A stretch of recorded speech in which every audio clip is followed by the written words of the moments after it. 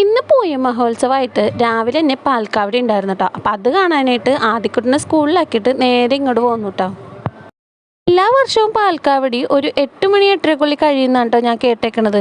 ഈ വർഷം മാത്രം എന്തോ 9 മണി കഴിഞ്ഞിട്ടും കാവടി കഴിഞ്ഞിട്ടുണ്ടായിരുന്നില്ലേ. അതുകൊണ്ട് മാത്രം കേട്ടോ ഇത് കാണാൻ പറ്റിയത്. ഇല്ലെങ്കിലോ ഇതും കാണാൻ പറ്റില്ലായിരുന്നു. അങ്ങനെ വന്ന വഴിക്ക് കുറച്ച് വീഡിയോസും കൂടെ എടുത്തേക്കാന്ന് വിചാരിച്ചേ.